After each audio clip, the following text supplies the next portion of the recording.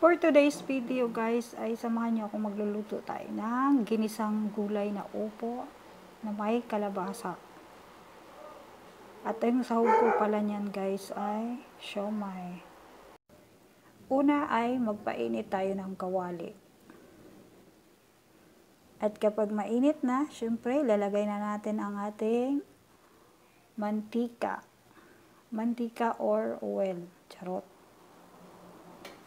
Yan, Tagalogin na natin guys para maintindihan niyo yung mga pinagsasabi ko dito. At itikwang-tikwang natin ang kawali. Tikwang-tikwang. Ayan, dahil mainit na ang ating mantika, ilalagay na natin ang bawang. Sa inyo guys, ang inuuna nyo, 'di ba, sibuyas. Sa akin naman bawang. Yung kasi nakasanayan ko bawang. Gusto ko kasi sa bawang, pag nagisa ako, medyo medyo brown. Kasi ayoko yung lasa ng bawang. Kinakain ko yung bawang pero brown na. Syempre, pangit yung lasa ng bawang. Pero yung mister ko guys, kumakain siya ng hilaw na bawang. Ewan ko sa kanya. Ano kaya yung lasa nun? Ayan, isunod natin yung sibuyas. Napansin ko kasi sa ibang pag nanonood ako ng mga video, inuuna talaga nila yung mga sibuyas. Kahit sa mga professional na mga yan, inuuna nila yung sibuyas. Sa akin naman hindi. Bawang inuuna ko. Kasi gusto ko yung nagpa-brown muna siya. Ayan. Tapos isunod natin yung kamatis. Imekos-mekos lang natin ng saglit.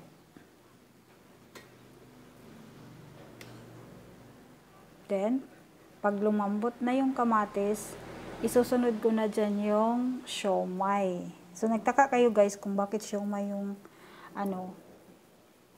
yung sahog ba tawag niyan guys sa Tagalog. Sa Bisaya, subak. Sahog. Kasi guys, meron akong tirang siomai sa mga tinda ko. Tapos, hindi naman pwedeng paulit-ulit mo yung guys. Baka masira din naman.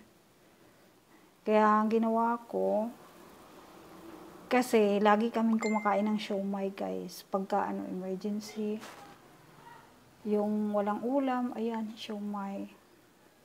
Yung namin, niluluto namin.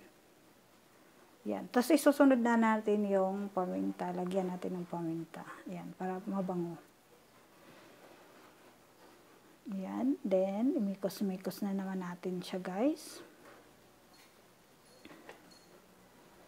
Yan. Ayun siya guys pork. Siomai na pork. Kaysa bumili kami ng karne, sabi ko nga sa mister ko, huwag na tayong bumili ng karne. Kung may natira tayong siomai, yun na lang gawin nating pang sahog sa gulay. Tapos, syempre, pag bumili ka ng karne, syempre, magbayad ka nun, diba? O, diba, hindi ka na kaysa ibayad niya sa karne na bibilhin niya, na lang niya. Yung babayaran na lang niya yung siomai para balik pa rin yung namin guys. Balik pa din yung pinambili namin sa siomai, di ba? Para tipid. Kaysa bumili kami ng karne, so na lang namin guys. Siomai na lang, bilhin na lang niya yung tira namin siomai. Tapos yun na lang gagawin namin panghalo namin sa mga gisa-gisang gulay guys. Para yung isda namin prito at saka sabaw lang, ganun. Paksiw, ganun. Kaysa bumili pa kami ng karne. So, balik pa din yung ng siomai namin guys pag hindi naubos. Binabayaran talaga namin yung guys, yung mga kinukuha namin, binabayaran namin para balik pa din yung niya, diba? Yan. Naglagay ako ng guys, kamatis kasi paborito ko yan. Ako lang kakain yan. Kahit anong niluluto ko guys, naglalagay ako ng buo na kamatis kasi paborito ko yan. Kaya pag namalingki kami, bumibili talaga ako ng 1 kilo, 2 kilong kamatis. Kasi mahilig ako kahit magpaksiw ako. Naglalagyan ko ng kamatis, adobo. may kamatis pa rin. Kasi paborito ko yan. Minsan piniprito ko yung kamatis. Ayan. Baka nagtaka kayo. Ayan, naglagay na ako ng toyo guys. Para magkalasa. Pero ako guys, pangit na talaga ako magluto ngayon kasi yung mister ko, ayaw niyang sobrang malasa yung pagkain kasi bawal nga sa kanya yung guys, maalat. Bawal sa kanya yung mga magic sarap, oyster sauce, ayan. Kaya minsan, pag naluto na yung ulam namin, ayan, kumukuha ako ng para sa kanya. Tapos saka ako nagtitimpla ng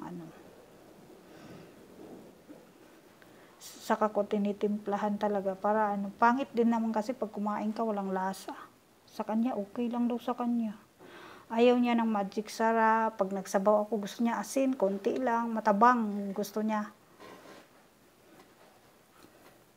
Kaya walang lasa, kaya sa akin, kinukuha ko na lang yung para sa kanya. Tapos tinitimplahan ko. Kasi yung anak ko, sabi niya, bakit daw yung ulam namin walang lasa na? Dati-dati, sabi ko nga sa kanya maganda nga yan para makapag-diet ka.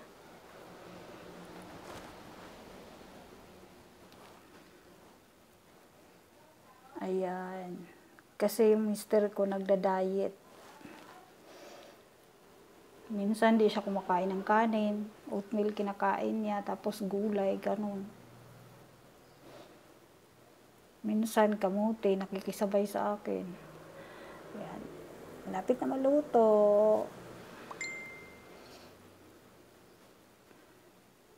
Masarap din pala siya guys. Karne din naman kasi yung Kasi nilagay ko kasi yung yung siomai na pork. Kaya masarap pa rin. Kami-kami lang naman kakain ito guys. Wala namang iba. 'Di ba? Basta basta makain lang, di naman nakakalason, edi okay lang. 'Di ba? At least may ulam kaysa wala. Pero masarap siya, guys. Mahal kasing mga bilihin ngayon, sobra. Yung 1 kilong karne sa palengke, pinakamura na yung buto, 160. Tapos, pa yun, pag bumili ka, pipiliin mo yung mga may laman, syempre. Tapos, pag may laman nga, may yung mga laman na yung may dumidikit-dikit na. Ayan. Mikos-mikos natin. Tapos na to guys, malambot na. Ayan. Diba? Thank you for watching guys. Ayan. Simpleng luto lang yan guys, pero masarap. Nakakuha na rin ako niya ng nakakuha na ako ng gulay para sa mister ko. Ayan. Thank you for watching.